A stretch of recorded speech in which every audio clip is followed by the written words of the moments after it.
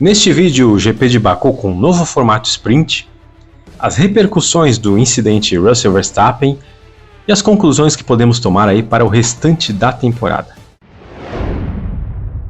Esse foi o GP de Baku 2023 do Azerbaijão, quarta corrida da temporada. GP, inclusive, que foi renovado aí seu contrato até 2026 com a Fórmula 1, então temos garantido aí o GP do Azerbaijão até 2026.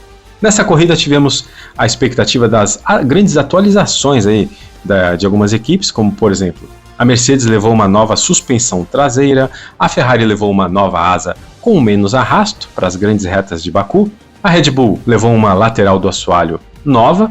São esperados aí novos grandes pacotes de atualizações apenas para a Imola. Então a Imola, a gente vai receber aí, há uma expectativa da Mercedes, por exemplo, de receber um pacote onde eles devem abandonar aí o conceito do sidepod zero para um sidepod mais tradicional. Então é uma especulação que se espera que aconteça para que a Mercedes aí finalmente vá para frente. Falando aqui sobre o novo formato do final de semana da Sprint, a Fórmula 1 mudou aí, com a aprovação de todas as equipes do grid, mudou o esquema aí, o cronograma de treinos e eventos do final de semana. Sexta-feira tem um treino livre 1 e logo em seguida um qualify. Esse qualify ele vale para a corrida de domingo, então ele define o grid de largada da corrida principal de domingo. No sábado ele é todo evento corrida sprint, ou seja, tem um treino classificatório cujo nome foi dado de tiroteio, shootout, e logo em seguida a corrida sprint, a corrida curta, que tem a distribuição de 8 pontos para o primeiro colocado, 7 para o segundo, 6 para o terceiro e assim por diante, até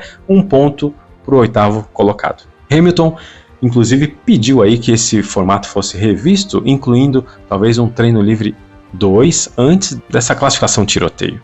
E aí tivemos também a surpresa aí de 2 pole positions de Leclerc, tanto no treino para a corrida principal, quanto no treino para a corrida sprint. Então a Ferrari, que aquece melhor seus pneus, aquece mais rápido, né? Como em 2022 se mostrou isso, as tomadas de tempo da Ferrari eram muito mais eficientes na primeira parte da temporada, e eles desgastavam mais os seus pneus na corrida por conta disso. Tinham um maior grip mecânico e por isso tinham um desempenho rápido em poucas voltas, porém tinham muito desgaste aí num trecho mais longo, né, como um stint de corrida. Já a Red Bull inverso, em 2022 ela tinha dificuldade para aquecer pneus e ter um bom desempenho nas tomadas de tempo em poucas voltas, porém tinha um equilíbrio muito bom durante as provas, um desgaste de pneu muito equilibrado, né? Já em 2023 a Red Bull conseguiu ainda aperfeiçoar isso, dando um pouco mais de desempenho nas tomadas de tempo. Porém, Leclerc conseguiu fazer as 2 pole positions do final de semana. Corrida sprint no sábado, tivemos aí o grid, primeiro Leclerc, segundo Pérez, terceiro Verstappen largando, e na primeira volta, volta 1, tivemos aí a disputa entre George Russell e Max Verstappen, no caso aí pela terceira posição. Então Russell em quarto, colocou por dentro do Verstappen tanto na curva 1, na curva 2, com Verstappen por fora. Então Verstappen conseguiu manter a posição na curva 1 e 2 por fora, ele e Russell por dentro. Já na curva 3, Russell já tinha meio carro ao lado de Verstappen na freada, e Verstappen insistiu também em fazer por fora a curva, né? E olha só o que aconteceu. Um pequeno toque entre os dois, mas esse pequeno toque acabou abrindo um buraco aí na carenagem do Max, coisa que o fez perder aí 7 décimos por volta, segundo o Christian Horner, esse buraco na carenagem lateral e também um pouco no assoalho do seu carro. Uma polêmica, né, que tivemos aí no final da prova também, o Verstappen reclamando com o Russell. Depois dessa prova, acabou que o resultado foi: Pérez ganhou a corrida, Leclerc em segundo, Verstappen em terceiro. Verstappen não conseguiu passar o Leclerc porque tinha esse dano, né? Então ficou um pouco mais lento, não teve ação. Russell acabou em quarto, depois Sainz em quinto, Alonso em sexto, Hamilton em sétimo e Stroll em oitavo, levando o último ponto aí distribuído na corrida sprint. E como eu falei na polêmica aí do parque fechado, o Verstappen ele foi lá tentar tirar satisfações com o Russell após a corrida sprint, e o Russell foi se explicar, dizendo que estava sem gripe, olha, eu não tinha gripe, estava ali difícil e tal. Aí o Verstappen disse: poxa, mas nós todos, né, não temos gripe na primeira volta, você devia ter tomado cuidado. Aí o Russell falou: ah, tá bom, depois você olha on-board lá, a gente conversa.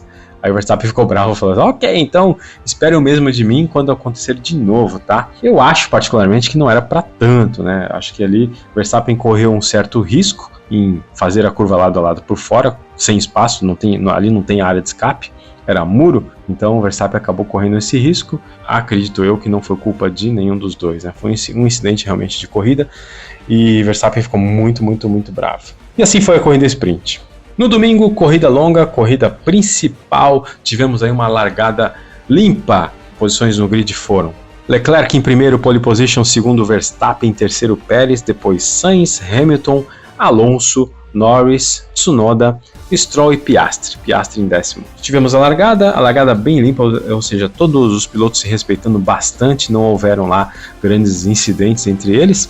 Verstappen, inclusive, quando parou lá no colchete para a largada, ele parou um pouco torto já em direção à direita da pista, tomada para a curva 1, e aí impossibilitou que o Pérez, né, tivesse alguma ação sobre ele. Inclusive o Pérez ficou ali meio bloqueado e o Sainz ganhou a posição do Pérez. A Ferrari, como eu disse, ela aquece os pneus mais rápido, então tanto o Sainz conquistou a posição do Pérez, quanto o Leclerc manteve a primeira posição sobre o Verstappen.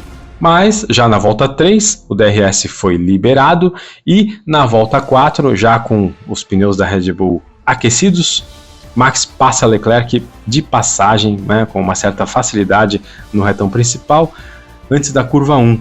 E depois que ele passa o Leclerc, ele começa a abrir 1 segundo por volta. Logo em seguida, o Pérez passa o Sainz e depois também consegue fazer a ultrapassagem sobre Charles Leclerc, tomando aí o segundo lugar na prova. Então, né, nesse momento estavam Max em primeiro, Pérez em segundo, depois Leclerc e Sainz. E aí na volta 11 tivemos aí uma batida de Nick De Vries em um momento crucial na prova, porque a Red Bull viu o Nick De Vries ali parado, imaginou que ele saía sozinho, que o motor ainda estava funcionando, então chamou Max para o pit, mesmo em bandeira verde. Só que eles não contavam aí que a direção de prova acionou o safety car e logo todos os pilotos vieram para pit em bandeira amarela sob regime de safety car, ou seja, perderam menos tempo do que o Max, que parou em bandeira verde. Logo, depois de todo mundo de volta para a pista, o Max perdeu aí a primeira colocação e caiu para terceiro. Então tivemos nessa volta Pérez em primeiro, segundo Leclerc e terceiro o Max Verstappen. Quando logo que deu o safety car e que todo mundo foi para o box, houve um incidente. O Russell faz uma ultrapassagem sobre o Stroll na entrada do pit. Por quê? O Stroll estava pertinho do Alonso. Estava atrás do Alonso, bem pertinho, e ele entra no box para fazer a parada. A Aston Martin deveria fazer a parada dos dois pilotos, e eles muito próximos, colados ali no pelotão atrás do safety car. Então o Stroll pensou, poxa, o Alonso vai fazer o pit, eu vou ter que ficar atrás dele com o carro parado, esperando, e aí quando eu for fazer o meu, todo mundo já passou. Então o que ele fez? Ele abriu uma certa distância para o Alonso, na pista, regulamentar lá, o que é permitido, e quando ele entrou na pistinha de entrada do pit, ele reduziu bastante, assintosamente, a sua velocidade, para poder tentar que o Alonso abrisse um pouquinho dele, fizesse o pit com uma certa antecedência e ele ainda tivesse tempo para chegar e bloqueando todo mundo que vinha atrás. Só que o Russell percebeu isso, essa malandragem do Stroll, e pegou e passou, não esperou. Viu que o Stroll ficou muito lento, ele pegou e passou o Stroll. Porque o regulamento diz que você não pode, em regime de safety car, bandeira amarela em todo o circuito, fazer ultrapassagens. Porém, a única exceção é se um carro na sua frente tiver problemas. Então, se você tiver um carro na sua frente quebrou, o motor parou, qualquer coisa aconteceu, ficou muito lento, você tem a permissão aí de estar fazendo a ultrapassagem até por segurança. E o Russell pensou rápido e logo agiu dessa forma e fez a ultrapassagem ali no Stroll. Por isso que não houve nem anotação do incidente. Para o Russell, a estratégia do Stroll não valeu, né? Acabou não valendo. Logo, na volta 13, foi rápido, né? Já tivemos a relargada. E na relargada, Max não demorou muito, já passa Leclerc na primeira curva depois da relargada. E o Alonso passa Sainz e assume a quarta posição. A ultrapassagem do Alonso em cima do Sainz também foi maravilhosa. Foi num ponto que ninguém passava, no miolo do circuito, na verdade. Foi excelente de ver. Se você puder aí, reveja essa ultrapassagem do Alonso sobre Sainz no GP de Baku. E confesso que da volta 13 até a volta 48 nada aconteceu. Basicamente um GP meio sonolento, não teve grandes disputas, não teve nada muito importante acontecendo. Um novo safety car também não houve. Na volta 48, Norris e Piastri passam Hülkenberg. Lá atrás também não valeu grande coisa. O destaque aí para o Alonso, né? Estava ali no rádio sugerindo o acerto de balanço de freios para passarem para o Stroll também. muito esquisito, mas ele tá lá numa de Alonso, paz e amor. Na volta 50, na penúltima volta, a Mercedes manda Russell parar nos boxes para colocar aí os macios, até porque ele já tinha uma vantagem grande, né, sobre quem vinha atrás, então dava para ele fazer o pit stop e voltar para fazer a sua melhor volta da prova com os pneus macios. Ele estava na oitava colocação e com uma distância muito grande para o Norris em nono. Então ele pôde se dar ao luxo de fazer isso e sim, ele conquistou a melhor volta da prova, o ponto extra da melhor volta, até porque ele estava em oitavo, e esse ponto é acreditado apenas se você estiver entre os 10 primeiros colocados e fizer a volta mais rápida. E aí um episódio mais hilário da corrida, que foi na volta 51, na última volta, o Ocon, que não tinha parado nos boxes ainda, ele largou de pneu duro, estava de pneu duro por 50 voltas, a estratégia dele era essa, era de esperar um safety car, o segundo safety car não aconteceu, e acabou que ele teve que, obrigatoriamente, por regulamento, o piloto deve utilizar 2 tipos de pneus diferentes durante uma prova. Na última volta 51, ele entra nos boxes para poder fazer sua parada para os pneus macios. Só que quando ele entra nos boxes, era a última volta, e os fotógrafos, toda a imprensa já estava ali meio que se reunindo para tirar foto, né, dos pilotos que chegariam na volta de retorno, né, de pós-corrida. Não esperava que ele ia entrar ali na última volta. E claro que os comissários da FIA comeram uma bola, porque não se pode ali liberar aquela área para os fotógrafos até a bandeirada, até a última volta, né? Até que todos os carros cruzem a linha de chegada. E isso aconteceu o quê? O Ocon entrou no box e viu aquela fila de fotógrafos na frente dele, o pessoal meio que correu rápido para poder sair da frente, ele ainda teve que dar uma desviadinha, mas nada aconteceu, ainda bem, mas foi realmente um episódio perigoso, né? O hilário foi que a FIA chama os comissários da própria FIA para reclamar da atuação da FIA no episódio. Com isso, o final da prova da corrida principal, o GP de Baku, vitória de Sérgio Pérez. Segundo lugar para o Verstappen, terceiro Leclerc, depois quarto Alonso, Sainz, Hamilton, Stroll, Russell, Norris e Tsunoda. Esses aí foram os 10 primeiros colocados da corrida principal. E lembrando que durante a prova, o que a gente pôde ver aí, mesmo com o Verstappen não tendo avarias no carro na corrida principal, o Pérez conseguiu aí manter uma distância bem segura do Verstappen, mesmo quando o Verstappen tentou mexer nas ferramentas do carro, nos ajustes, para poder tentar ser mais rápido, tirar aquela diferença.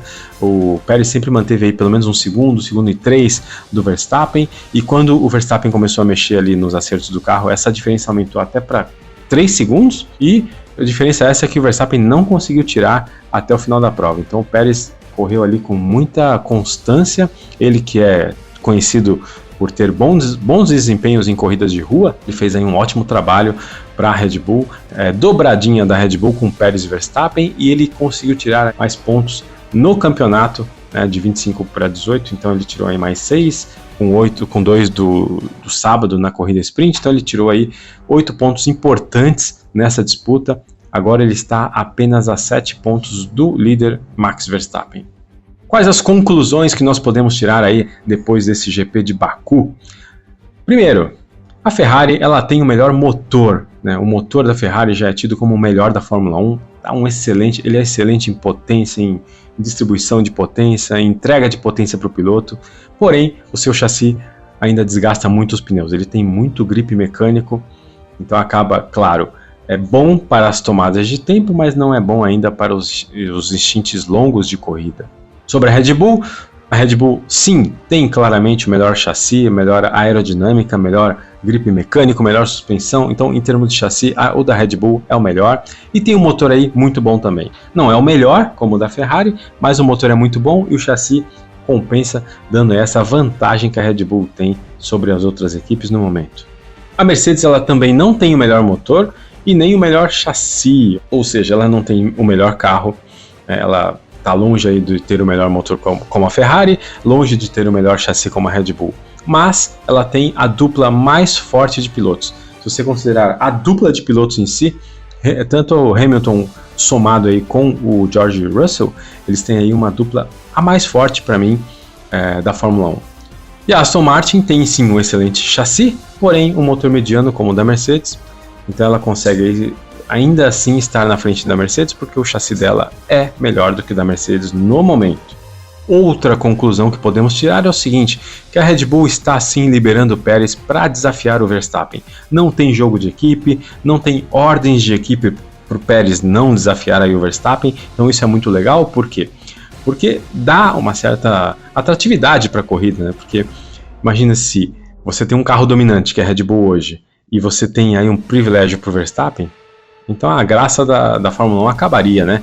A gente viu isso, né? Foi diferente aí na época do Hamilton com Bottas entre 2017 e 2021, aonde praticamente o Hamilton nadava de braçada em cima do Bottas, não havia a menor disputa e a Mercedes tinha um carro dominante, ou seja, não sobrava nada para ninguém, ficava na Mercedes, tudo para o Hamilton. Então assim, isso aí a gente não gostaria de ver hoje, né? Então o fato da Red Bull estar sim permitindo a Pérez que desafie, né, que brigue ali em igualdade de condições com o Verstappen, é muito bom, muito bom. E deu para ver que o carro, inclusive, foi muito competitivo, ele conseguiu manter a diferença para o Verstappen. E a próxima corrida é Miami. Miami é diferente de Baku, que é diferente de Imola, que vai ser a corrida seguinte depois de Miami, mas a Red Bull, ela deve vir sim forte novamente, ser aí o carro hegemônico, né, ter aí a supremacia de desempenho. Então resta a gente aguardar aí a briga do Verstappen com o Pérez.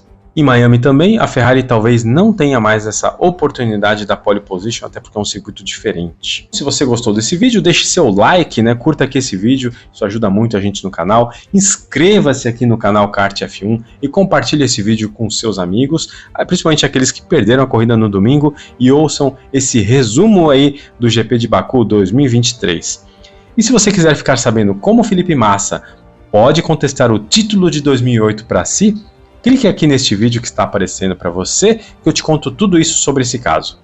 Muito obrigado por estar aqui e te vejo no próximo vídeo.